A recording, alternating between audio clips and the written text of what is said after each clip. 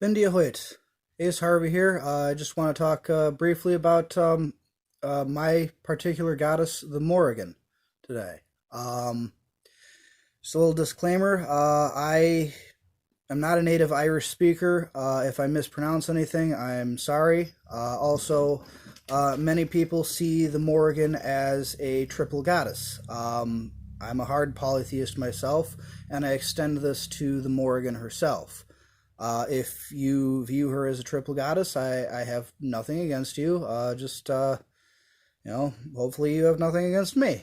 Um, so to begin, who is the Morrigan at first glance? When people first look into the Morrigan, the first few things that they see is that she is a goddess of death, a goddess of war, and a triune goddess, being three in one. Um,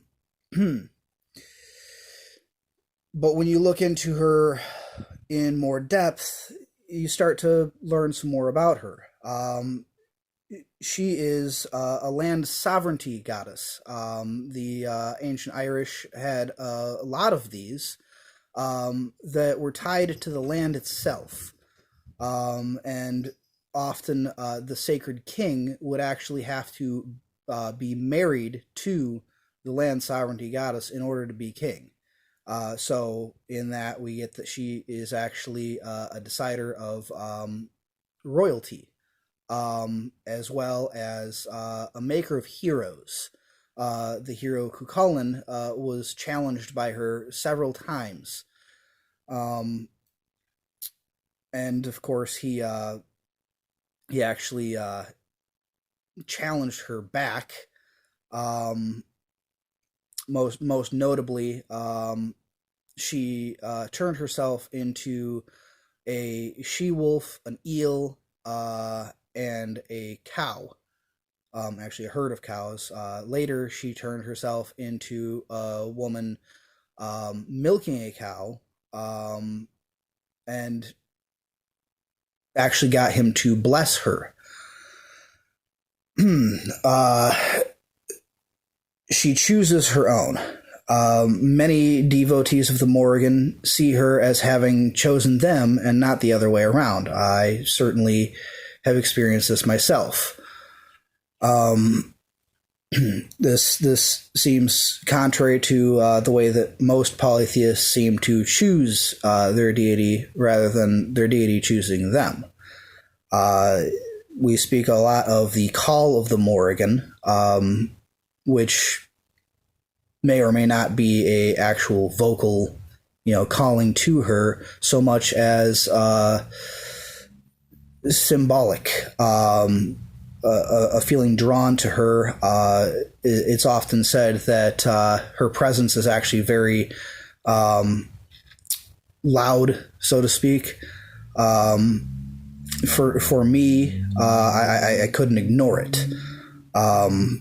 One day I even walked outside. I looked up, and the sky was blacked out by more crows than I've ever seen before or since. People around me have claimed to have been haunted by her. That they've actually seen her apparition. I've seen her in dreams. I've had experiences with crows where they would not get out of my way. I had to actually walk around them or drive around them because they wouldn't fly. They would just stay there in my path. And these sorts of phenomenon are actually common when you look at people who have answered the call of the Morrigan. One thing that I do challenge is that she is a triple goddess, and that she has three sisters, Bev, Nemin, and Macha, who are all aspects of her. I did think this at first, but the more that I studied the mythology, the more I realized that, for one thing, she actually has six sisters: Nemin, Bev, Macha, Banba, Fodla, and Eru. And she also has three brothers, Glan, Nim, and Koskar. These are all the sons and daughters of Ernmas. Ernmas means Iron Death. She's very briefly talked about in the Liber Kabbalah Aaron, or the Book of Invasions of Ireland, and actually dies soon after. This is because the Irish gods are quasi-immortal, or not entirely immortal. They can die. But this may have been an additive from Christian influences. There's really no way to tell. Quasi-immortal gods are actually very common in polytheistic religions, but it's also very common for these mythologies to be written down by Christians who would have reason to depict these gods as less than the Abrahamic God. In my experiences with her, I see her more as a goddess of tenacity. I feel that she actually chooses the tenacious. And when you look at many of her actions in the mythology, they seem relevant to tenacity, or to teach tenacity. Going back again to Cuchulainn, when he faces his final battle in one telling of the end of the cattle raids of Cooley,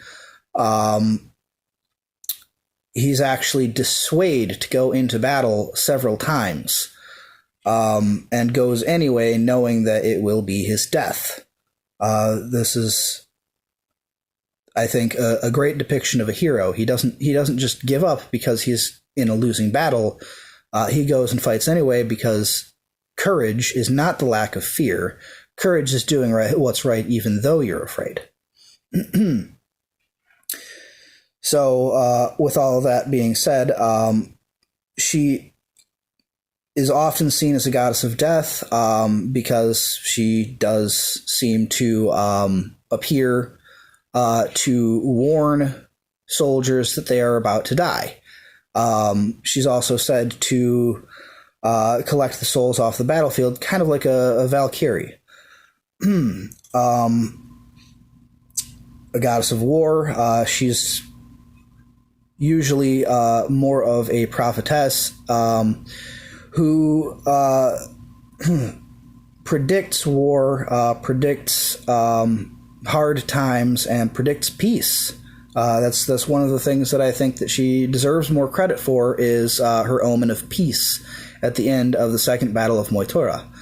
One of the reasons why I think that she is distinct from her sisters is that, for one thing, there are actually 3 Mahas.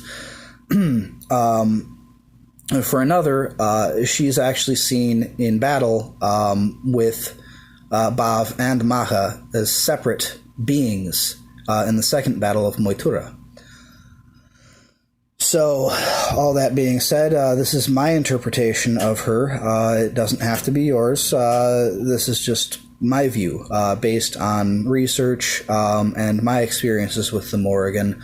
If yours are different, I don't discriminate.